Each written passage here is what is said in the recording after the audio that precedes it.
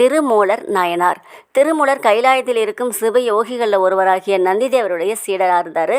இவரும் ஒரு சிவயோகி. சிவபெருமானின் அனுமதியோட அகஸ்தியரை பார்க்கறதுக்காகவும் நேபாளம் முதல் தில்லை வரை இருக்கக்கூடிய சிவ ஆலயங்களை தரிசனம் பண்ணுறதுக்காகவும் வராரு. அப்போது திருப்பெருந்துறையூரும் போகிறாரு. அங்கே போய் ஈசனை வழிபாடு செஞ்சுட்டு காவிரி கரை ஓரமாக வந்துட்டே இருக்கும்போது ஒரு பசு கூட்டங்கள் அழுதுட்டுருக்கு, கன்றுக்குட்டிகளும் அழுதுட்டுருக்கு. ஏன் இப்படி பசுக்கள் எல்லாம் அழுது அப்படின்னு பார்க்குறாரு சிவயோகி. பசுக்களை மேய்க்கக்கூடிய இடையன் இறந்து கிடந்தார்.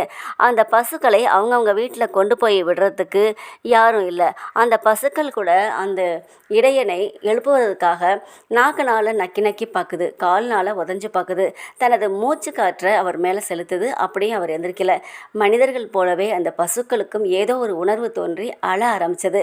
இதை பார்த்துட்டு இருந்த சிவயோகிக்கு பசுக்கள் மீது அன்பு ஏற்பட்டது. இறந்து கிடந்தவர் மீது இரக்கம் ஏற்பட்டது. அதனால தனது உடலை மறைத்து கொண்டு தனது ஆன்மாவை இறந்து கிடக்கும் அந்த உடல் மீது செலுத்துறாரு. இதுதான் கூடு விட்டு கூடு பாயும் தத்துவம் சொல்றது. உடனே அந்த உடலானது எந்திரிக்கிறது. அப்ப பசுக்கள் எல்லாம் ரொம்ப சந்தோஷப்படுது. அப்புறம் பசுக்களை எல்லாத்தையும் ஓட்டிட்டு போறாரு. அதனுடைய பின்னாடியே போயிட்டே இருக்கும்போது பசுக்கள் எல்லாம் அவங்கவுங்க வீட்டுக்கு போயிடுது. அதை சரி பார்த்துட்டு இவர் தனது உடலை தேடி வராரு. அப்பதான் ஒரு அசரீரி கேட்குது, அந்த உடல் உனக்கு கிடைக்காது அப்படின்ட்டு. அப்ப ஏன் எதற்கு அப்படின்னு கேட்குறாரு. நான் என்ன தப்பு செஞ்சேன், ஏன் இப்படி என் உடலை மறைச்சிட்டிங்க அப்படின்னு கேட்குறப்ப, இந்த உடலோடு இருந்து கொண்டே எனது சிவ ஆகமத்தை தமிழில் எழுதுவாயாக அப்படின்னு சொல்லிடுறாங்க. சொன்ன உடனே சரின்னு ஒரு மரத்தடியில் போய் உட்காந்துக்கிறாரு. அப்போ தான் மூலனுடைய மனைவி வந்து, என்ன மச்சான் இங்கே உட்காந்துருக்க, வரும்போதே பசி பசின்னு சொல்லுவியே, ஏன் வீட்டுக்கு வராமல் இங்கே உட்காந்துருக்க அப்படின்னு கேட்குறாங்க. இல்லையம்மா, நான் உன் கணவன் அல்ல அப்படின்னு சொல்கிறாரு. அப்படி சொன்ன உடனே அவங்க சிரிக்கிறாங்க. மச்சான் உங்களுக்கு என்ன காத்து கருப்பு பட்டுருச்சா, வீட்டுக்கு வா மச்சான் அப்படின்னு சொல்லி கூப்பிட்றாங்க. இல்லையம்மா, நான் உன் கணவன் நல்லா புரிந்து கொள் அப்படின்னு சொன்ன உடனே அழுதுகிட்டே போயிடுறாங்க.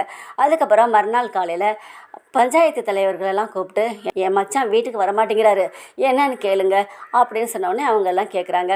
அவர் சொல்கிறாரு, இந்த உடம்புக்குள் எனது ஆன்மா இருக்குது, இந்த உடம்பு தான் அந்த பெண்ணுடைய கணவனோட உடம்பு அப்படின்னு சொல்கிறாரு. அதை புரிஞ்சுட்டு எல்லாரும், அம்மா இனி உன்னுடைய மனதை தேத்திக்கோ, உனது கணவன் இனி வரமாட்டார், அவர் இறந்து போயிட்டாருன்னு சொன்னோடனே அப்புறம் அழுதுகிட்டே போயிடுறாங்க.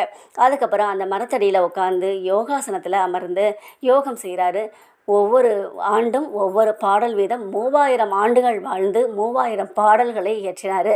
அதுதான் திருமூலர் திருமந்திரம் அப்படின்னு சொல்கிறோம்.